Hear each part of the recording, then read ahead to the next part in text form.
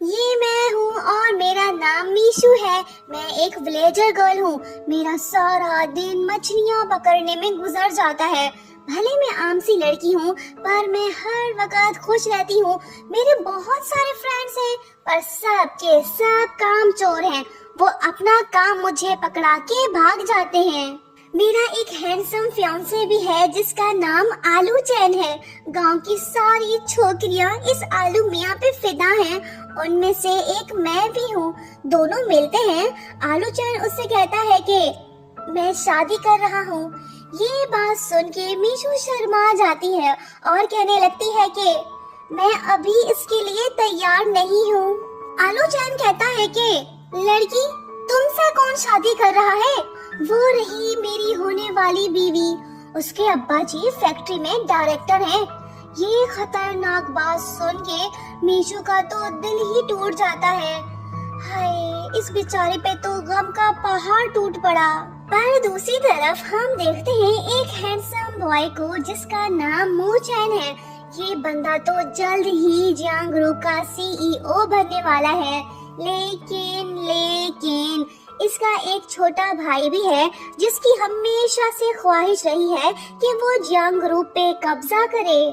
मू चैन जाके मिलता है अपने ग्रैंडपा से जो उससे कहते हैं कि जेंटलमैन, अगर तुम जियांग ग्रुप का वारिस बनना चाहते हो तो तुम्हें इस विलेजर गर्ल से एंगेजमेंट करना पड़ेगा। दूसरी तरफ हम देखते हैं कि आलू चैन की महबूबा तो मीशू को टॉर्चर कर रही है। वो उससे कहती है कि तुम यहाँ पे क्यों आई हो? सब मिलके उसे बुली करने लगते हैं। तभी हम देखते हैं कि एक हैंडसम बंदा अपने कार से उतर के सीधा मीशू के पास आता है। अरे ये तो मू चैन का छोटा भाई है।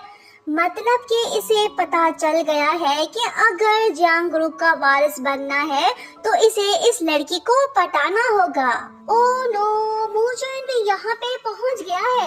दोनों भाइयों का आमना सामना होता है। बड़ा भाई कहता है कि छोटे, ये लड़की मेरी है, तुम यहाँ से दफा हो जाओ। ये बात सुन के वहाँ पे मौजूद सभी लोग बड़े हैरान होते हैं क्योंकि मार्केट में ये खबर चल रही है कि मू चैन की फियांसे तो लिंशू है। बहरहाल वो अपने छोटे भाई से कहता है कि अगर तुम यहाँ से नहीं गए तो मैं आधे घंटे में तुम्हारे सारे शेयर्स खरीद लूंगा। जियांग चैंग उससे कहता है कि ओ भाई, मैं तो डर गया, मैं कहाँ जाके छुपूं? बहुत हुआ मजाक। सुन बड़े भाई, क्या होगा अगर ये लड़की मुझसे प्यार कर बैठे, फिर तुम क्या करोगे? ये बात बोल के जियांग चैंग वहाँ से चला आता है। मू चैन मीशू के पास आता है और उससे कहने लगता है कि लड़की, क्या तुम मेरी फियांसे बनोगी? दोनों एक दूसरे को देखने लगते हैं। मू चैन उसे उठा लेता है पर जाने से पहले वो आलू चैन की महबूबा से कहता है कि अपने अब्बा जी को बता देना कि मैंने उसे जॉब से निकाल दिया है। अरे इसकी खुशी तो मातम में बदल गई। मीशू मू चैन को थैंक्स बोलती है और उसे कहती है कि तुम मुझे अगले स्टॉप पे उतार देना। मू चैन कहता है कि नहीं, तुम मेरे साथ चल रही हो मेरे ग्रैंडपा से मिलने। मीशू कहती है कि क्यों, किस खुशी में? मैं क्यों तेरे दादाजी से मिलूं? मू चैन कहता है कि नो बकवास, सीधी बात, आज से तुम मेरी फियांसी हो। मीशू कहती है कि अगर मैं ना कहूँ तो तुम क्या कर लोगे? मू चैन अपने ड्राइवर से कहता है कि चलो यहाँ से। मीशू बेचारी तो सारा दिन मछलियाँ पकड़ती है, अब इसके कपड़ों से बदबू तो आएगी ना। मू चैन तो ठहरा अमीर ज़्यादा, हल्की सी बदबू से भी इन लोगों को परेशानी होती है। वो कहती है कि सॉरी, मैंने अच्छे कपड़े नहीं पहने हुए। मू चैन कहता है कि कोई बात नहीं, वो मैं देख लूंगा। मीशू कहने लगती है कि मुझे पता है कि तुम मुझे लाइक करते हो, पर इसका मतलब ये तो नहीं कि तुम मेरे साथ जबरदस्ती करोगे। बताओ तुम मेरे साथ क्या करने वाले हो? एक बात और, हमें एक दूसरे की रिस्पेक्ट करना होगी। मुझे उम्मीद है कि तुम खुद पे कंट्रोल करोगे और हाँ, तुम मेरे प्यार में पागल मत हो जाना। मू चैन कहता है कि बस यही कहना था या कुछ और कहना बाकी है? दोनों घर पहुंचते हैं। इस ससुरे का आलीशान घर देख के मीशू तो बड़ी हैरान होती है। तभी हम देखते हैं फीमेल स्टार लिनशू को, जो कि मीशू से मिलने आ रही है। उसे आते देख मीशू मैनेजर से पूछती है कि क्या यही लड़की मू चैन की फियांसे है? वो कहता है कि हाँ यही है। लिनशू तो घमंडी लड़की निकली। वो मीशू का खूब मजाक उड़ाती है और उसे बदबूदार लड़की कहती है। लगता है कि मू चैन भी लिनशू के साथ खुश है। इसे मीशू में कोई इंटरेस्ट नहीं। उसके बाद जब सभी दादाजी के पास जाते हैं तो हम देखते हैं कि चश्मा ना पहनने की वजह से दादाजी को गलत फहमी होती है। वो लिनशू को मीशू समझ लेते हैं। गलती का एहसास होते ही वो मीशू से कहते हैं कि तुम यहीं पे रुको, मैं किसी से मिल के आता हूँ। मीशू घर का मुआयना करने लगती है और सोचती है कि ये सारे लोग अजीब हैं, मैं कहाँ फंस गई। तभी मीशू का पाँव स्लिप होता है, पर टेंशन की कोई बात नहीं, हीरो इसे बचा लेगा। अरे नहीं, रोमांटिक सीन शुरू हो गया। इनकी दिल की धड़कनें तो तेज हो गई। मीशू सोचने लगती है कि वाओ, ये बताओ कितना हैंडसम है। जियांग चैन सोचता है कि छी छी, ये लड़की इतनी बदबूदार क्यों है? ठीक है, कुछ पाने के लिए कुछ खोना पड़ता है, मैं ये सब बर्दाश्त कर लूंगा। मीशू सोचती है कि मेरी किस्मत वहाँ चमक उठी। दोनों के दोनों भाई हैंडसम है। समझ नहीं आ रहा कि मैं किसको चुनूं। ये तो ख्यालों की दुनिया में खो गई और हीरो इसे संभाल ना पाया और गिर पड़ा। लिनशू मू चैन से पूछती है कि तुम्हारे ग्रैंडपा ने इस लड़की में ऐसी क्या खूबी देखी, क्या तुम इससे शादी करोगे? मू चैन कहता है कि पता नहीं क्या होगा मेरा, छोड़ो इस बात को, हमें पार्टी में जाना है। दूसरी तरफ जियांग चैन मीशू का दिल जीतने की पूरी कोशिश कर रहा है। इसने तो पहले से ही सारा बंदोबस्त कर रखा है। मीशू सोचने लगती है कि इतने सारे ड्रेसेस, समझ नहीं आ रहा कि कौन सा वाला चूज करूं। जियांग चैन इस मामले में उसकी हेल्प करने लगता है। लगता है कि मीशू को फैंसी ड्रेसेस ज्यादा पसंद नहीं। ये तो अच्छी बात है। जियांग चैन उससे कहता है कि कोई बात नहीं, तुम इनके साथ मेकअप रूम जाओ, ड्रेस को बाद में चूज कर लेंगे। मू चैन ने मीशू के लिए ऑलरेडी एक ड्रेस चूज कर रखा है। लिनशू उससे पूछती है कि तुम ऐसा क्यों कर रहे हो? वो बताता है कि ये प्लान का हिस्सा है। जब एक बार जियांग चैन की मॉम ने ये ड्रेस पहना था तो दादाजी उस पे काफी गुस्सा हुए थे। अगर मीशू ये ड्रेस पहन के पार्टी में जाएगी तो मुझे यकीन है कि दादाजी का मूड खराब हो जाएगा। दूसरी तरफ बेचारी मीशू इन सब बातों से अनजान है। अरे नहीं, इसे तो वही ड्रेस पहना हुआ है जो मू चैन ने इसके लिए चूज किया था। वो मू चैन के पास जाती है और उसे थैंक्स बोलती है। लिनशू भी अच्छे से तैयार हुई है। वो मू चैन से कहने लगती है कि डार्लिंग, हमें चलना चाहिए, अगर देर से पहुँचे तो दादाजी गुस्सा होंगे। दूसरी तरफ जियांग चैन को ये न्यूज मिलती है कि ग्रैंडपा का मूड बदल गया है। जियांग ग्रुप का वारिस बनने के लिए अब इसे मीशू से शादी करने की कोई जरूरत नहीं। इसकी ये टेंशन तो खत्म हुई। लगता है कि अब ये मीशू को चेस नहीं करने वाला। दूसरी तरफ बेचारी मीशू ब्यूटी पार्लर में अकेली बैठी है। टाइम बहुत हो गया, अब इसे यहाँ से जाना होगा। वो रोड साइड जाके खड़ी हो जाती है और मू चैन का वेट करने लगती है। बारिश भी शुरू हो जाती है और मू चैन का नंबर भी ऑफ जा रहा है। पार्टी में मीशू को ना देख मू चैन लिनशू से कहता है कि तुम मेरा वेट करो, मैं उसे ले आता हूँ। अगर वो पार्टी में ना आई तो हमारा प्लान चौपट हो जाएगा। दूसरी तरफ काफी वेट करने के बाद मीशू वहाँ से जाने लगती है। लेकिन हम देखते हैं कि एक कार तेजी से उसकी तरफ आ रही है। थैंकफुली उसे कुछ नहीं हुआ, पर इस इंसिडेंट ने बेचारी मीशू को काफी डरा दिया है। मू चैन भी आ पहुंचा है। मीशू इमोशनल होके उसे हग करती है और उसे कहने लगती है कि तुम पहले इंसान हो जिसे मेरी फिक्र है। तुम्हें पता है, आज मैं मरते मरते बची हूँ। प्लीज मुझे छोड़ के मत जाओ। मीशू को तो इसका असली रूप नजर नहीं आ रहा, पर दूसरी तरफ हम देखते हैं कि पार्टी के दौरान ग्रैंडपा सबको बताने लगते हैं कि 20 साल पहले मैं और मेरे बेस्ट फ्रेंड के बीच एक एग्रीमेंट हुआ था। मैंने उसे प्रॉमिस किया था कि मैं उसकी पोती की शादी अपने पोते से करवाऊंगा। तो आज मैं ये अनाउंस करता हूँ कि मीशू की एंगेजमेंट नेक्स्ट मंथ जियांग चैन से होगी। ये बात सुन के जियांग चैन खुद भी शॉक्ड होता है, पर लिनशू तो काफी खुश है और सोचने लगती है कि शुक्र है उस लड़की से जान छूटी, अब मू चैन मेरा है। दूसरी तरफ मू चैन मीशू से कहने लगता है कि हमें चलना होगा, ग्रैंडपा हमारा वेट कर रहे हैं। जब ये दोनों कार में बैठते हैं तो तभी मू चैन को दादाजी के अनाउंसमेंट की न्यूज मिलती है। वो सोचता है कि अब पार्टी में जाने का क्या फायदा। वो अपने डॉक्टर को फोन करके उसे घर बुलाता है ताकि मीशू का चेकअप करा सके। डॉक्टर के जाने के बाद मू चैन मीशू को अपने साथ ले जाता है ताकि इसे अपने विलेज वापस छोड़ आए। वो मीशू को बताने लगता है कि ग्रैंडपा तुम्हारी शादी जियांग चैन से कराना चाहते हैं, क्या तुम मुझसे शादी करोगी? मीशू कहती है कि नहीं, मेरी शादी मेरी मर्जी से होगी, कोई मुझसे पूछे बगैर मेरी शादी कैसे फिक्स कर सकता है? शादी उससे की जाती है जिससे आप प्यार करते हो। ये बात बोल के मीशू कार से उतर के सी साइड की तरफ निकल जाती है। लगता है कि मीशू को मू चैन से प्यार हो गया है, इसी वजह से वो बहुत खुश दिखाई दे रही है। वो कहने लगती है कि मेरे प्यारे समंदर, मैं तुमसे बहुत प्यार करती हूँ, मैं तुम्हें मिस कर रही थी, मैं आ गई वापस। उसके बाद मू चैन मीशू से कहने लगता है कि अगर तुम जियांग चैन से शादी नहीं करना चाहती तो ठीक है, तुम परेशान मत हो, मैं दादाजी को इन्फॉर्म कर दूंगा। तुम्हारा घर आ गया, तुम जाके आराम करो, गुड बाय। जब मू चैन वापस जाने लगता है तो मीशू उसे रोकती है और कहने लगती है कि वो देखो।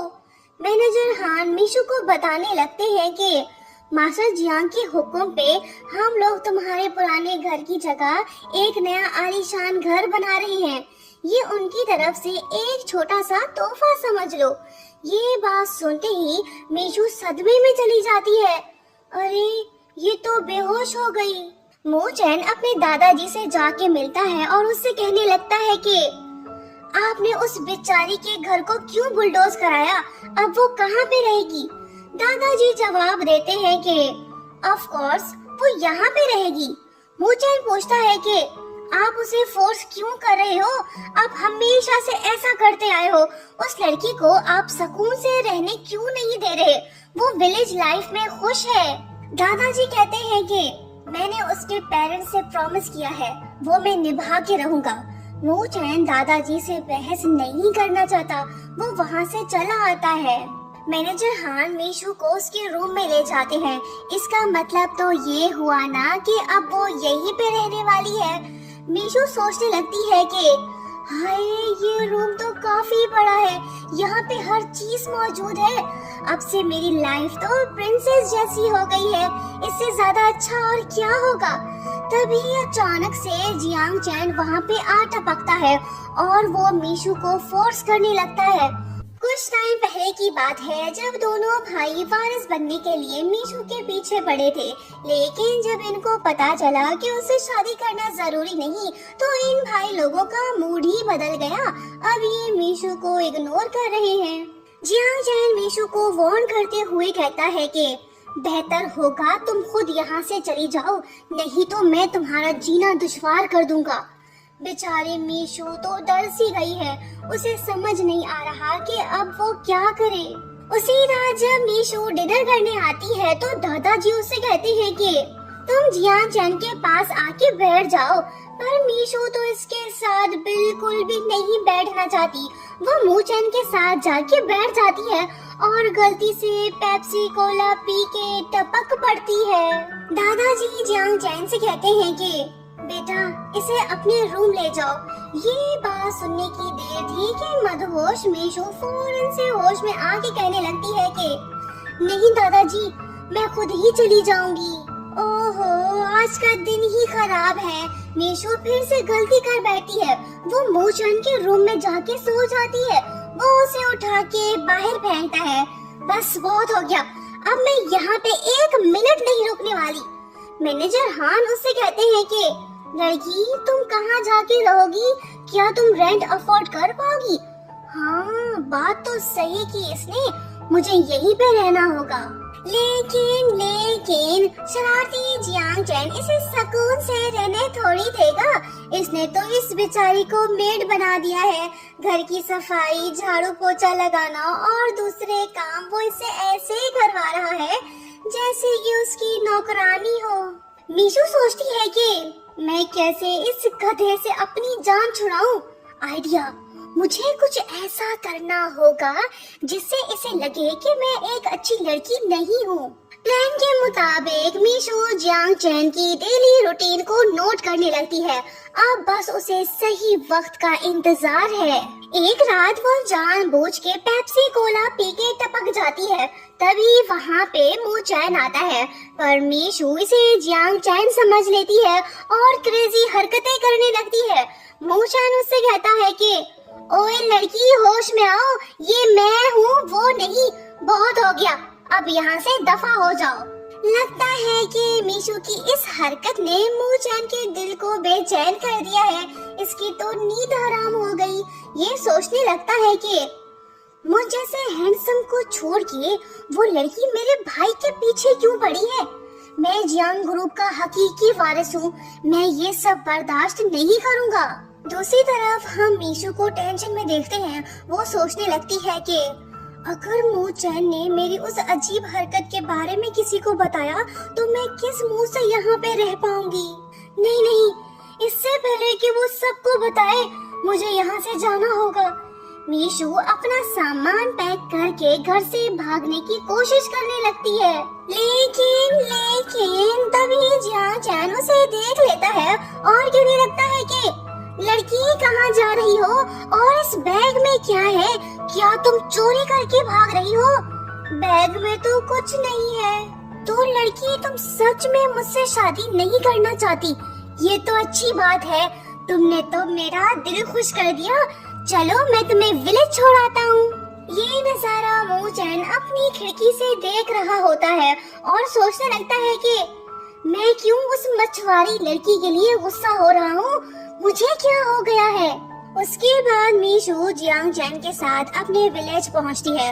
वो उससे प्रॉमिस लेता है कि तुम हमारे घर वापस मत आना। इसके आने की खबर तो आलू चैन की एक्स फियांसे सुशी तक पहुंच जाती है। ये लड़की तो मीशू से रिवेंज लेना चाहती है। फिर क्या, वो आलू चैन के नाम से उसे पैगाम भिजवाती है जिसमें लिखा होता है कि मैं आज रात तुमसे मिलना चाहता हूँ। जब मीशू वहाँ पे जाती है तो सुशी उसे टॉर्चर करने लगती है और उसे कहती है कि तुमने मेरी शादी बर्बाद कर दी, अब मैं तुम्हें नहीं छोड़ूंगी। ये सब मिलके मीशू को इतना टॉर्चर करते हैं कि मीशू बेचारी बेहोश हो जाती है, जिसके बाद वो इसे वहीं मरने के लिए छोड़ के भाग निकलते हैं। दूसरी तरफ हम देखते हैं कि मूचैन के लोग उसे फोन पे बताते हैं कि मीशू आज शाम से गायब है, वो अपने होटल रूम वापस नहीं आई। ये बात सुनते ही मूचैन परेशान होता है और सोचने लगता है कि जरूर मीशू किसी मुसीबत में है।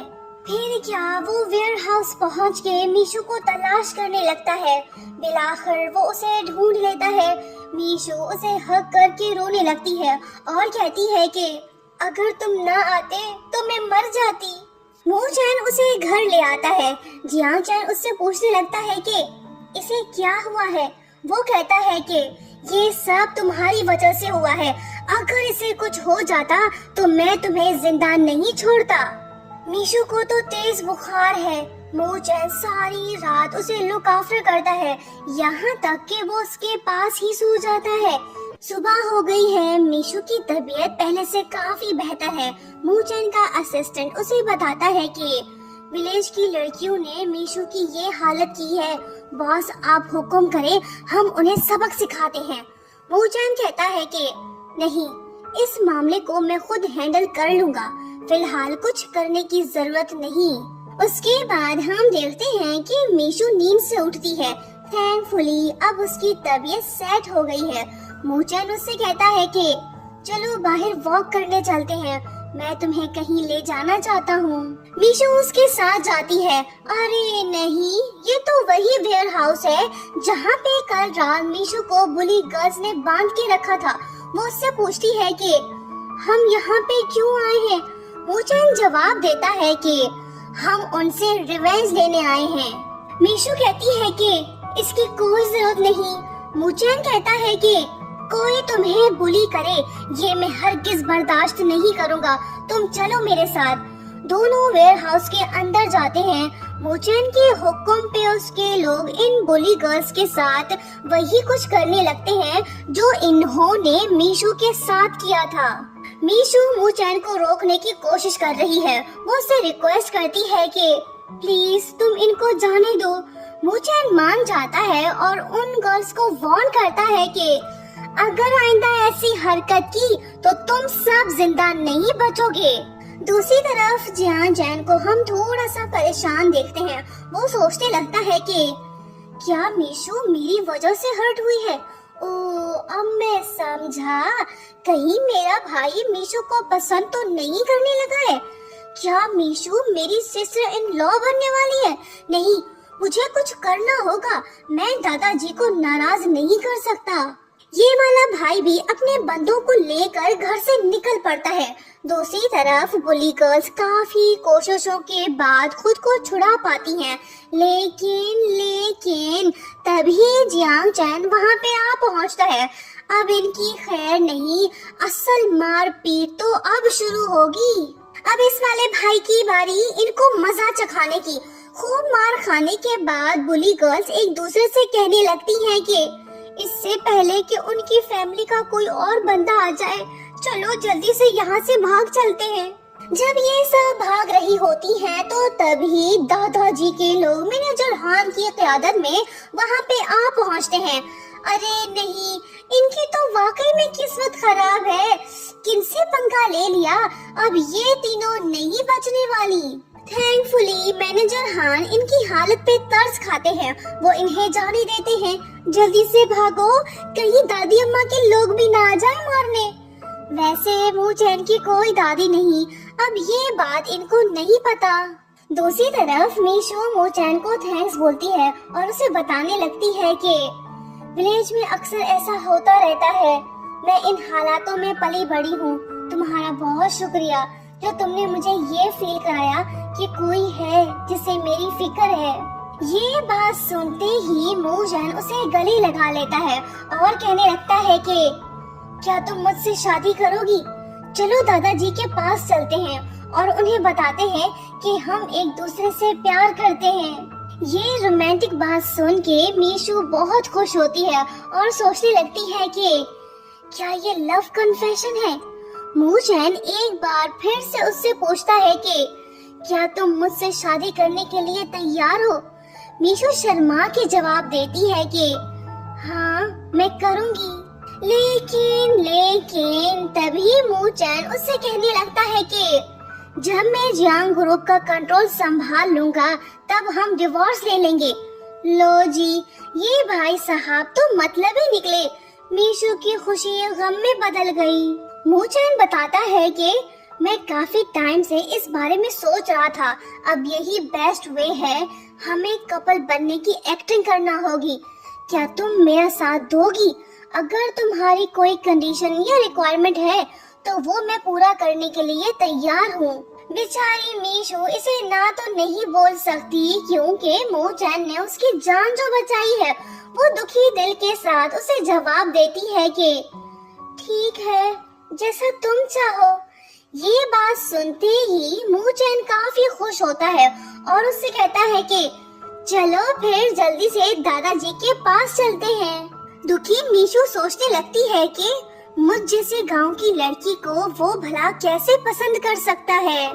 दोनों दादाजी के पास पहुंचते हैं। मूचैन उन्हें सारी बात बताता है। दादाजी मीशू से पूछने लगते हैं कि लड़की क्या ये सच बोल रहा है। वो कहती है कि हाँ।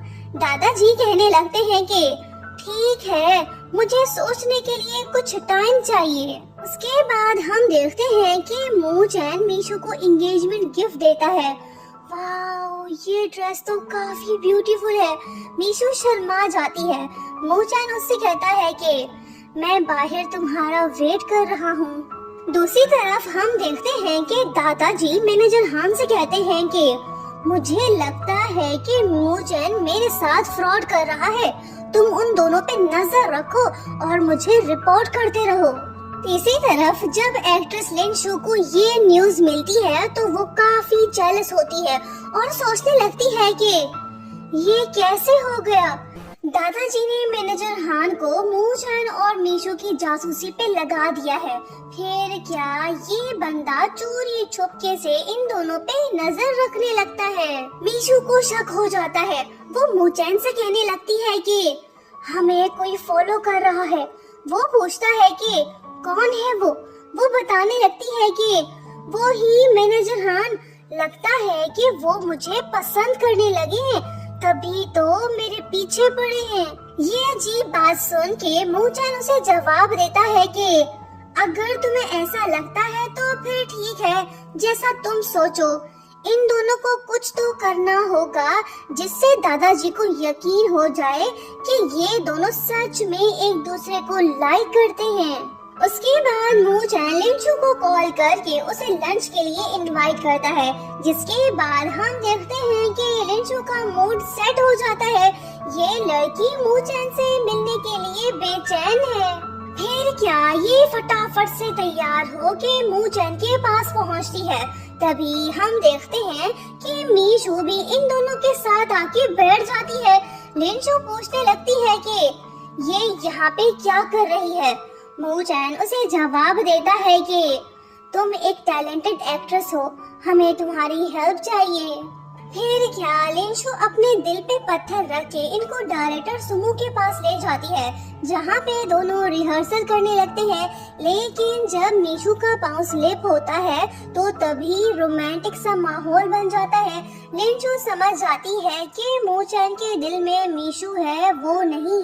उसके बाद होता कुछ यूँ है कि मू चैन लिन शू को ये बात बता ही देता है कि वो सच में मीशू से शादी कर रहा है। फिर क्या ये शॉकिंग खबर सुनते ही लिन शू दुखी होती है, क्योंकि ये लड़की मू चैन को 10 साल से लाइक करती आ रही थी। लेकिन अब सब कुछ खत्म हो गया है, इन दोनों के रास्ते जुदा हो गए हैं। पर दूसरी तरफ हम देखते हैं कि जब मैनेजर हान दादाजी को रोमांटिक सीन के क्लिप दिखाते हैं तो फाइनली दादाजी यकीन कर ही लेते हैं कि मू चैन उसके साथ कोई फ्रॉड नहीं कर रहा। वो उन दोनों के पास जाते हैं और उनसे कहने लगते हैं कि तुम दोनों वाकई में एक दूसरे से प्यार करते हो। तुम दोनों जब भी चाहो एक दूसरे से शादी कर सकते हो। लेकिन मेरी एक कंडीशन है। लो जी, लगता है कि दादाजी इनकी जान आसानी से नहीं छोड़ने वाले। तुम्हें ये प्रोजेक्ट मीशू के साथ मिलके कंप्लीट करना होगा। तुम्हारे पास सिर्फ 7 दिन है। अगर तुम दोनों फेल हुए तो मुझे ब्लेम मत करना। ये बात बोल के दादाजी पतली गली से निकल जाते हैं। जिसके बाद हम देखते हैं कि मू चैन काफी परेशान हो गया है, क्योंकि उसे पता है कि इस प्रोजेक्ट को कंप्लीट करना इम्पॉसिबल है। 3 साल से कोई भी इसे कंप्लीट नहीं कर पाया। जियान चैन मीशू को बताता है कि दादाजी फिशिंग विलेज में एक रिजॉर्ट बनाना चाहते हैं, लेकिन वहाँ पे एक बंदे का घर है जो उनको अपनी जमीन देने को तैयार नहीं। मीशू उससे कहती है कि कोई बात नहीं, हम ट्राई कर लेंगे। जियांग चैन उसे बेस्ट ऑफ लक बोलता है। दूसरी तरफ मू चैन का असिस्टेंट उसे इन्फॉर्म करता है कि मिस्टर शू का रिप्लाई नहीं आया। ये न्यूज सुन के मू चैन डिसाइड करता है कि वो मिस्टर शू से खुद जाके मिलेगा। जियांग चैन मीशू को मिस्टर शू का एड्रेस बताता है। उसकी असिस्टेंट उससे पूछती है कि आप उनकी हेल्प क्यों कर रहे हो। वो बताता है कि मुझे लगता है कि मीशू इस प्रॉब्लम को सॉल्व कर सकती है। उसकी खुशी में मेरी खुशी है। मैं चाहता हूँ कि वो सक्सेसफुल हो। दूसरी तरफ हम देखते हैं कि मीशू और मूचैन मिस्टर शू के पास जा पहुंचते हैं, पर ये बंदा तो इन दोनों से मिलने को तैयार ही नहीं। दोनों मायूस होके लौटते हैं। मूचैन के दिमाग में हलचल होने लगती है। वो मीशू से पूछता है कि क्या तुम फिशिंग करना जानती हो? वो कहती है कि ये भी पूछने की बात है, मैं सारी जिंदगी यही तो करती आई हूँ। उसी दिन दोनों सी साइड के पास जाते हैं, जहाँ पे मिस्टर शू पहले से मौजूद होते हैं। मूचैन मीशू से कहता है कि यही सही टाइम है। मीशू के पास ढेर सारे शेलफिश देख के मिस्टर शू उससे पूछते हैं कि लड़की, क्या तुम मुझे बता सकती हो कि इनको कैसे ढूंढा जाता है? मीशू उसे सब कुछ बताती है। मिस्टर शू खुश होते हैं। वो इन दोनों को बोनफायर नाइट पार्टी में इनवाइट भी करते हैं। मीशू और मूचैन को ये पार्टी अटेंड करना होगी। मूचैन मीशू को अपने पास्ट के बारे में बताते हुए कहने लगता है कि बचपन में दादाजी हर साल सी साइड ले जाके वहाँ पे मुझे छोड़ आते थे ताकि मेरे अंदर से खौफ खत्म हो जाए। एक दिन जब मैं सी के पास बेहोश पड़ा था तो तभी एक लड़की ने मेरी हेल्प की थी। कहीं ये लड़की मीशू तो नहीं? बहरहाल पार्टी एंड होने के बाद मिस्टर शू फाइनली मान जाते हैं। ये इतनी आसानी से कैसे मान गए, इसके पीछे भी एक कहानी है। 20 साल पहले मिस्टर शू को एक लड़की से प्यार हो गया था जिसका नाम मीशन था, लेकिन मिस्टर शू के डैड उसकी शादी किसी और से करना चाहते थे। इसी वजह से दोनों का ब्रेकअप हो गया। बाद में मीशन ने एक विलेज बॉय से शादी की, जिसके बाद उन्होंने एक बेटी को जन्म दिया। कुछ टाइम बाद वो दोनों कार एक्सीडेंट में गुजर गए। समझ तो गए होंगे आप सब, मीशन दरअसल मीशू की मॉम थी। मिस्टर शू उनसे बहुत प्यार करते थे, तभी वो उसकी बेटी को ना नहीं बोल पाए। एक और बात, मिस्टर शू ने मीशू को नहीं बताया कि मीशन उसकी मॉम थी। बहरहाल आगे बढ़ते हैं। मिस्टर शू तो राजी हो गए। मूचैन और मीशू काफी खुश हैं। तभी मूचैन को दादाजी का फोन आता है। वो उससे बात करने के लिए जाता है। तभी हम देखते हैं कि एक ट्रक तेजी से मीशू की तरफ आ रही है। जब मूचैन ये देखता है तो वो फौरन से आके मीशू को सेव करता है, लेकिन वो खुद इंजर्ड हो जाता है। उसे जमीन पे बेहोश पड़ा देख मीशू रोने लगती है। यहाँ हमें ये बात भी पता चलती है कि दरअसल मीशू ही वो लड़की है जिसने 10 साल पहले मूचैन की जान बचाई थी। थैंकफुली मूचैन को कुछ नहीं हुआ। दोनों एक दूसरे से गले मिलते हैं। आज प्रूव हो गया कि ये दोनों सच में एक दूसरे से काफी प्यार करते हैं। उसके बाद हमें पता चलता है कि मीशू पे अटैक दादाजी ने करवाया था। उन्होंने ऐसा क्यों किया, ये तो हमें आगे पता चलेगा। मगर दूसरी तरफ मूचैन हॉस्पिटल में एडमिट है। दादाजी उससे मिलने आते हैं। वो उसे बताते हैं कि वो जियांग ग्रुप का कंट्रोल उसके हवाले करने जा रहा है। जाने से पहले दादाजी मीशू से कहते हैं कि तुम्हारा घर बनके तैयार हो गया है, तुम जाके उसे देख आओ। मैनेजर खान तुम्हें वहाँ पे ले जाएंगे। मूचैन को जो चाहिए था वो उसे मिल गया।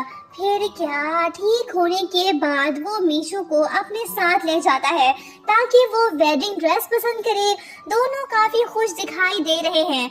लगता है कि मूचैन मीशू से कुछ कहना चाहता है, लेकिन वो कह नहीं पाता। तभी उसका असिस्टेंट वहीं पे आता है। वो उसके साथ जाता है। असिस्टेंट उसे वेडिंग थीम के बारे में बताता है। मूचैन उससे कहता है कि मीशू गांव की लड़की है, उसे नेचर से काफी प्यार है। मैं भी उसे वही माहौल देना चाहता हूँ ताकि हमारी शादी यादगार हो। असिस्टेंट उससे पूछता है कि बॉस, एक बात समझ नहीं आ रही, आप तो मीशू से फेक मैरिज कर रहे हो, तो फिर इतना इंतजाम करने की क्या जरूरत है? वो बताता है कि बेवकूफ, मीशू मेरे सपनों की रानी है, मैं उसे सरप्राइज देना चाहता हूँ। अब तुम जाओ, तुम्हें बहुत सारे काम करने हैं। फाइनली मीशू वेडिंग ड्रेस पसंद कर लेती है, लेकिन जब ये दोनों घर पहुँचते हैं तो तभी मूचैन को जोर का झटका लगता है। दादाजी ने उसके लिए एक और लड़की पसंद कर ली है जिसका ताल्लुक सुशी ग्रुप से है। अब दादाजी चाहते हैं कि मू चैन इससे शादी करे ताकि बिजनेस में उसे फायदा हो। मू चैन उन्हें साफ मना कर देता है, पर दादाजी तो ठहरे जिद्दी इंसान, वो उसकी एक नहीं सुनते। लो जी, हमें लगा कि ये दादाजी सुधर गए हैं, पर इन्होंने तो मू चैन को नई मुसीबत में डाल दिया है। बहरहाल आगे बढ़ते हैं। मू चैन दादाजी से पूछता है कि पहले तो आप मेरी शादी मीशू से कराना चाहते थे, अब आपको क्या हुआ? दादाजी जवाब देते हैं कि बेटा, सब कुछ प्लान के मुताबिक हुआ। मुझे पता था कि मिस्टर शू कैसे मानेंगे। मैंने मीशू को यूज किया ताकि हमारा प्रोजेक्ट कंप्लीट हो। मैंने ही मीशू को मारने के लिए बंदे भेजे थे। ये सच जान के मू चैन अपने दादाजी पे बहुत गुस्सा होता है और उनसे कहता है कि आप पागल हो गए हैं, आप मेरे दादाजी नहीं हो सकते। ये बात बोल के वो चला आता है, लेकिन हम देखते हैं कि मीशू ने इन दोनों की सारी बातें सुन ली है। वो मू चैन से कहती है कि हमारा कॉन्ट्रैक्ट यहीं पे एंड होता है, अब तुम्हें मुझसे शादी करने की जरूरत नहीं। मैं जहाँ से आई हूँ मुझे वहीं पे जाना होगा। मू चैन उससे कहता है कि प्लीज मत जाओ, मैं तुमसे बहुत प्यार करता हूँ। वो रोते हुए जवाब देती है कि अपना ख्याल रखना, खुश रहना, मुझे जाना होगा। ये बात बोल के वो चली आती है, जिसके बाद हम देखते हैं कि मू चैन का दिल टूट सा जाता है। दोनों जुदा हो गए। टाइम गुजरता है, हम मीशू को उसके विलेज में देखते हैं। टीवी न्यूज से उसे पता चलता है कि मू चैन की मैरिज सेरेमनी आज रात 8 बजे शुरू होगी। ये न्यूज सुन के वो दुखी तो होती है, लेकिन फिर भी वो कहने लगती है कि मू चैन तुम खुश रहना, मैं बस यही चाहती हूँ। आज न्यू ईयर नाइट है, 12 बजने वाले हैं। तभी हम देखते हैं एक पर्सन को जो मीशू के करीब जा रहा है। अरे वाह, ये हुई ना बात, आ गया और छा गया। मू चैन मीशू से पूछता है कि प्रिंसेस, क्या तुम मुझसे शादी करोगी? फाइनली दोनों का अधूरा प्यार पूरा हुआ। कहानी हुई खत्म। नेक्स्ट ड्रामा देखना मत भूलिएगा। Thank you so much for watching and subscribe for more videos.